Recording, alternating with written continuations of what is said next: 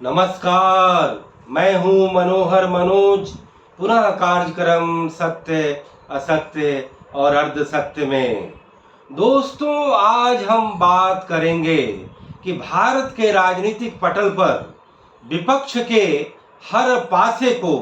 निष्फल करती सत्ताधारी दल। दोस्तों, हम ये कहना चाहेंगे कि पिछले महीने 2-3 महीने में जिस तरीके से देश के राजनीतिक पटल पर तमाम विपक्षी दलों में एकता लाने, एक मंच पर आने और आपस में सत्ताधारी दल यानी कि मोदी सरकार के खिलाफ एक मजबूत मोर्चा बनाने की जो पहल और जो कवायद जो शुरू हुई थी बिहार के मुख्यमंत्री नीतीश कुमार के संयोजकत्व में,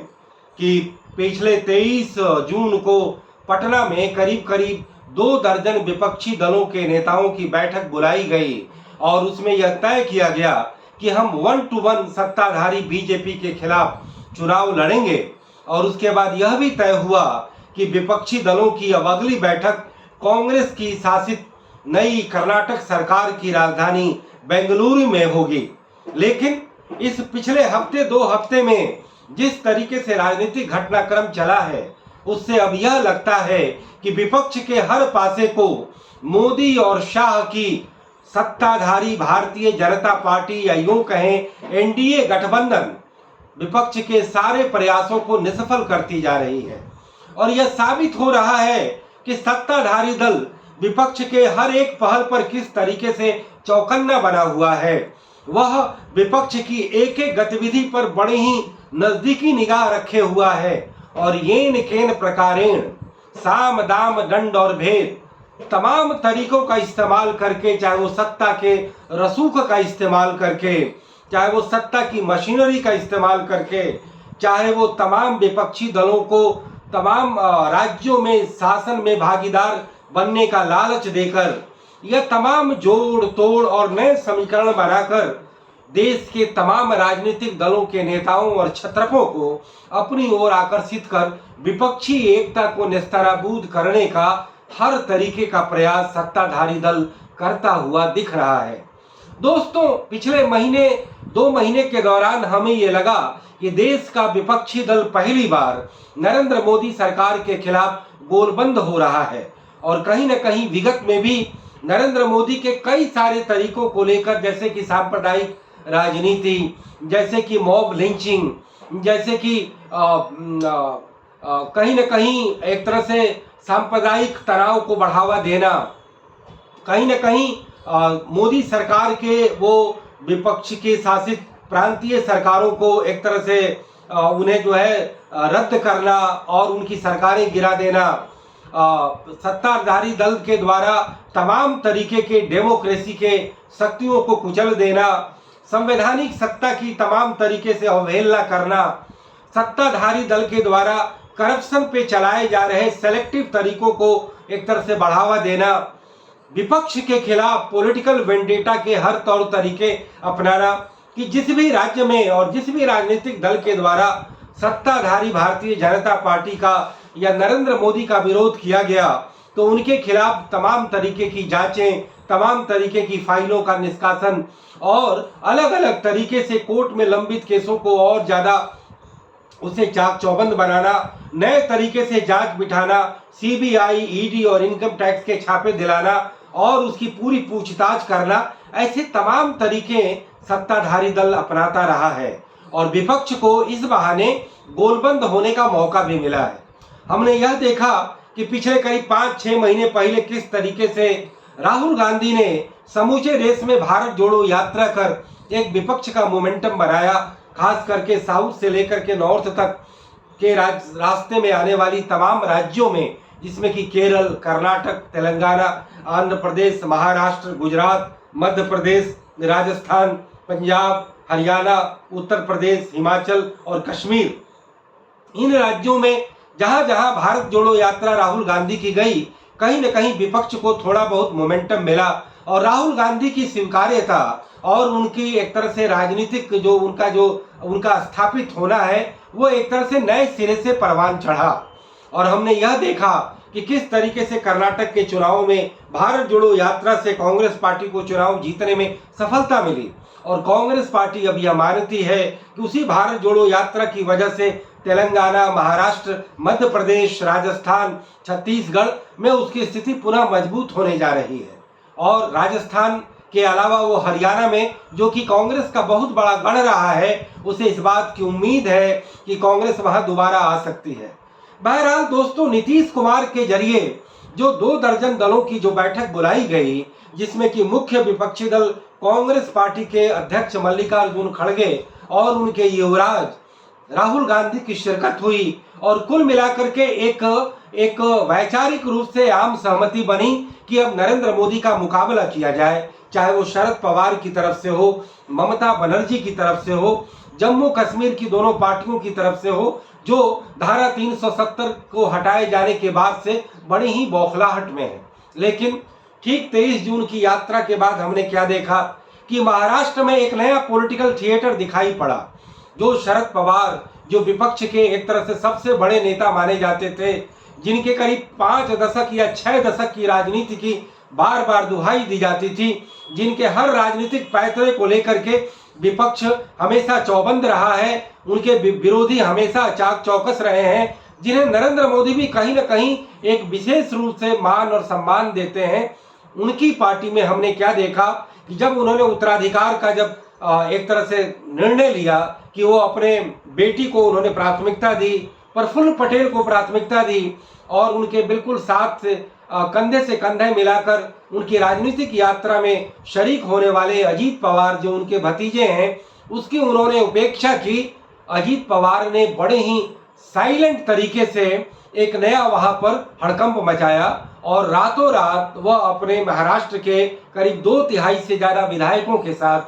प्रफुल्ल पटेल के साथ उन्होंने एक तरह से बगावत कर दी, और महाराष्ट्र की सत्ताधारी दल भारतीय जनता पार्टी की सरकार में वो शामिल हो गए। एक तरह से शरद पवार के पिछले 6 दशक के राजनीतिक जीवन में एक करारा तमाचा था, और शरद पवार हिल से गए,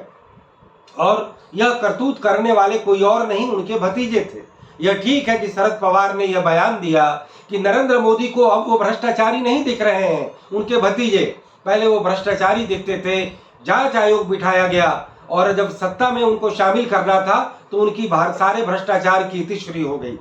दोस्तों, हम ये कहना चाहेंगे कि मौजूदा एनडीए सरकार के मुखिया नरेंद्र मोदी और उनके मुख्य राजनीतिक सलाहकार, या यूं कहें कि उनके मुख्य राजनीतिक निर्णयकर्ता अमित शाह, इन्हें किसी तरीके की राजनीतिक नैतिकता से कोई मतलब नहीं है। इन्हें इस बात का कोई फर्क नहीं पड़ता कि उन्होंने कोई राजनीतिक अनैतिकता दिखाई है या उनके विपक्ष ने उन्हें किसी तरीके से एक्सपोज किया है। वह सीधे सीधे राजनीतिक विस्तारवाद की हर तौर तरीके को आजमाकर अपने को राजनीतिक रूप से मजबूत करते हैं, और राजनीतिक तौर पर मजबूत करने के लिए उन्होंने एक तरह से बिल्कुल एक नई राजनीति की तौर तरीके एक तरह से गढ़े हैं। और ये तरीके क्या है कि आप संविधान के तमाम संस्थाओं को अपने तौर तरीके से उन्हें अपने बस में रखो, अपने खास लोगों को उनकी में नियुक्तियां कराओ, चाहे वो चुनाव आयोग हो, रिजर्व बैंक ऑफ इंडिया हो, सूचना आयोग हो, या एक तरह से सुप्रीम कोर्ट के भी जो तमाम जो उनके जो काउंसिल हैं, जो उनके लीगल सलाहकार हैं, उनके जरिए सुप्रीम कोर्ट के भी साथ बैलेंस करना, और जनता से डायरेक्ट सोशल मीडिया के जरिए कनेक्ट करना। आप चाहे वो नौकरशाही हो, नौकरशाही, और तमाम जांच एजेंसियों और पुलिस को अपना एकदम पिछलग्गू बना करके रखना,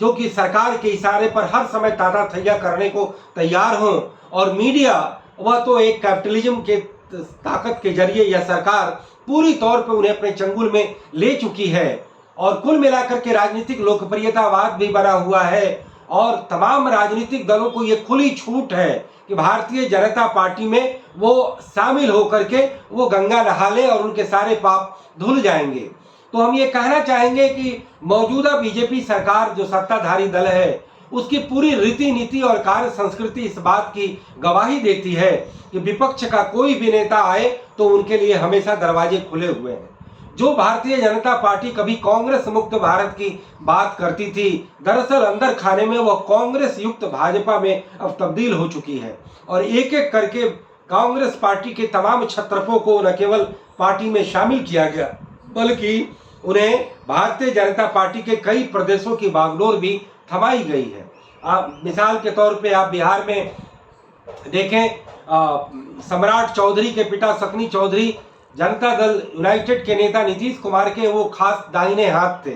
लेकिन वह आरजेडी में गए, आरजेडी से वो भारतीय जनता पार्टी में आए और भारतीय जनता पार्टी ने उन्हें सीधे सीधे राज्य की कमान सौंप दी। अभी अभी हमने देखा कि किस तरीके से कांग्रेस से आए हुए सुनील जाखड़ को पंजाब का प्रदेश अध्यक्ष बनाया गया। अभी टीडीपी से आए हुए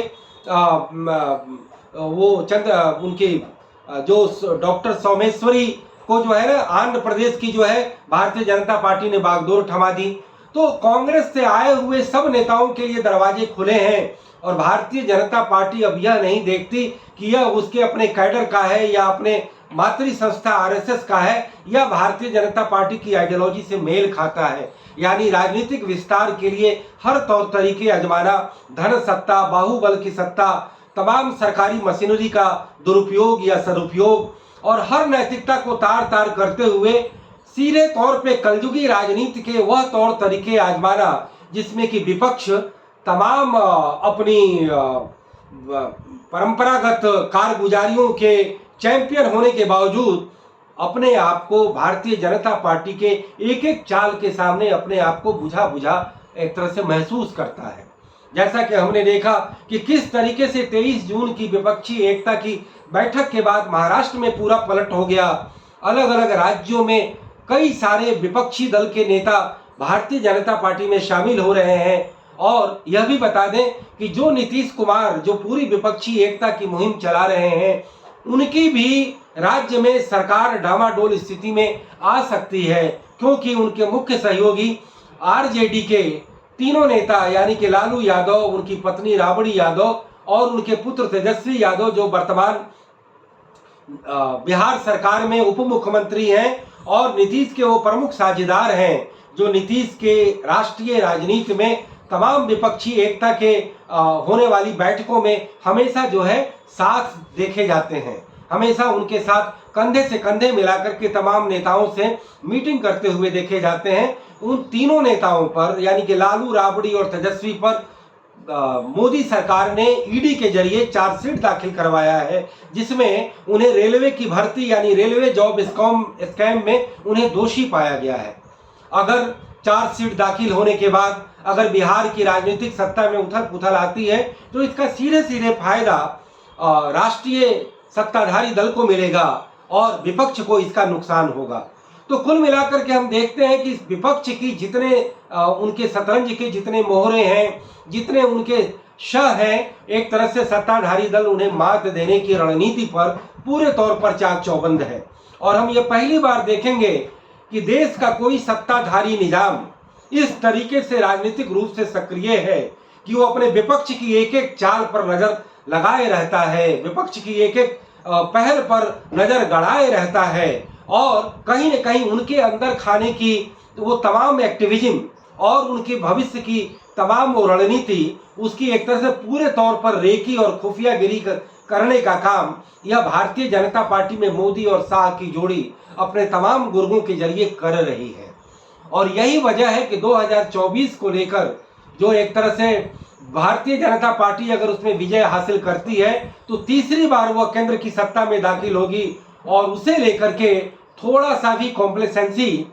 नरेंद्र मोदी और अमित शाह की इस कॉम्बिनेशन में नहीं दिखाई पड़ता और वह विपक्ष के हर एक तरह से पासे को वो पलट देना चाहते हैं, हर उनके सह को मात देना चाहते हैं, हर उनकी आगामी रणनीति का भंडाफोड़ कर देना चाहते हैं और कुल मिलाकर के विपक्ष के वो जितनी कड़ी है उस कड़ी को तोड़ करके वो अपने में शामिल करना चाहते हैं। दोस्तों, हम ये कहना चाहेंगे कि भारतीय जनता पार्टी और कांग्रेस के बरक्स जिस तरीके से आम आदमी पार्टी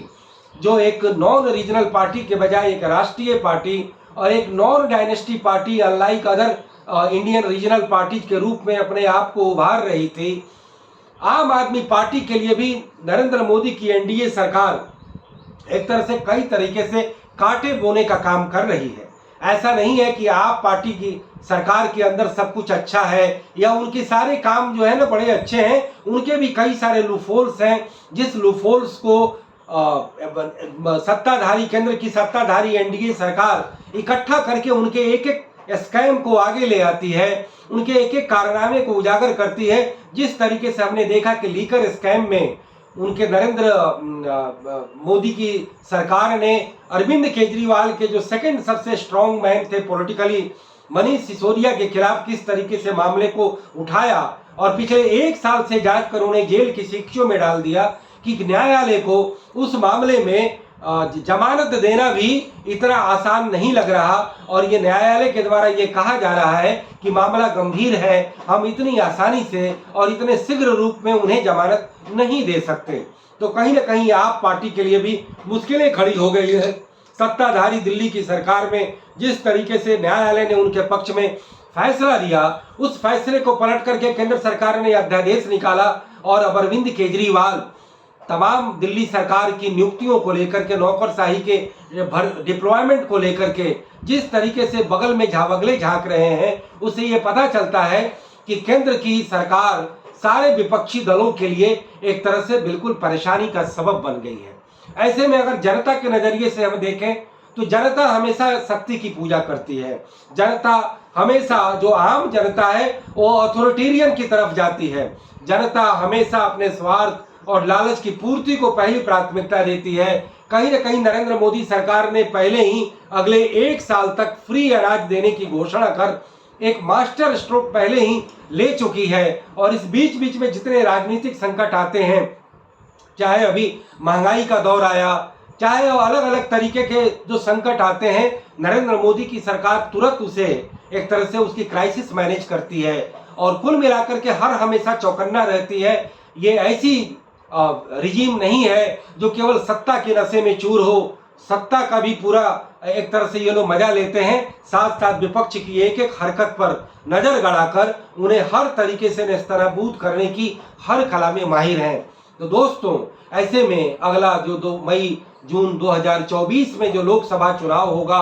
अभी कम से कम उसमें 9 महीने या 10 महीने बाकी हैं। उससे पहले करीब 4 राज्यों में विधानसभा चुनाव होने हैं, छत्तीसगढ़, मध्य प्रदेश, राजस्थान।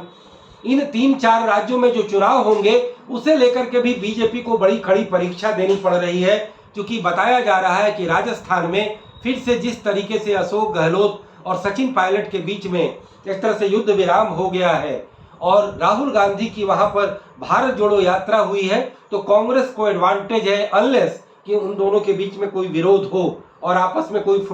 सिरफुटौल हो। लेकिन भारतीय जनता पार्टी का भी जो अपना नेतृत्व है, वसुंधरा राजे और उनका जो नरेंद्र मोदी और अमित शाह का जो अपना जो नेतृत्व है, उन दोनों के बीच में भी तालमेल बनता नहीं दिख रहा है। मध्य प्रदेश में पहली बार शिवराज चौहान को एंटी इनकम्बेंसी का सामना करना पड़ रहा है और छत्तीसगढ़ में जो मौजूदा जो सरकार है वह कहीं न कहीं बघेल की जो सरकार है, कहीं न कहीं वो पॉलिटिकल मैनेजमेंट करने में अब तक अपने को सफल पा रही है। तो ऐसे में भारतीय जनता पार्टी ने अपने वहां तमाम प्रभारियों की नियुक्ति जरूर कर दी है, लेकिन मामला बड़ा दिलचस्प होगा। और अंत में हम यह कहना चाहेंगे कि नरेंद्र मोदी की मौजूदा एनडीए सरकार केवल राजनीतिक प्रबंधन में यकीन नहीं करती, बल्कि वो सुशासन के, गवर्नेंस के और विकास के भी तमाम मानकों पर और तमाम तौर तरीकों पर भी उतनी ही सक्रियता प्रदर्शित करती है। अभी अभी ये खबर आई कि किस तरीके से उत्तर प्रदेश, मध्य प्रदेश, तेलंगाना और छत्तीसगढ़ में करीब करीब 300 परियोजनाओं का प्रधानमंत्री नरेंद्र मोदी के द्वारा उद्घाटन करवाया गया और उसके तहत यह मैसेज दिया गया कि नरेंद्र मोदी की सरकार विकास को सर्वोच्च प्राथमिकता देती है, देश में आधारभूत संरचना का एक बड़ा जाल बिछाना चाहती है, रेलवे, हाईवेज और टेलीकॉम की तमाम परियोजनाओं की सौगात उन तमाम राज्यों को दी गई है। और कुल मिलाकर के ये मैसेज दिया गया है कि पॉलिटिकल और एडमिनिस्ट्रेटिव दोनों फ्रंट पर मोदी सरकार हमेशा तौर पर मजबूती से खड़ी है। भले विपक्ष उन पर डेमोक्रेटिक तानाशाह का आरोप लगाए या वन मैन शो का आरोप लगाए या संविधान की तमाम संस्थाओं की उपेक्षा का आरोप लगाए, लेकिन चूंकि मोदी सीधे सीधे पब्लिक से कनेक्ट करते हैं, ऐसे में उन्हें अभी पॉलिटिकल एडवांटेज मिलता हुआ दिखाई दे रहा है। और विपक्ष की जो पिछली जो कवायद थी वो अभी एक तरह से फीकी सी नजर आ रही है और कहीं ना कहीं वो बैक फुट पर जाती दिखाई पड़ रही है। तो दोस्तों, इसी नोट के साथ मैं अब यह बात समाप्त करता हूं फिर किसी मुद्दे पर पुनः बात होगी। इजाज़त दीजिए। नमस्कार, जय हिंद, गुड बाय, शब बखैर।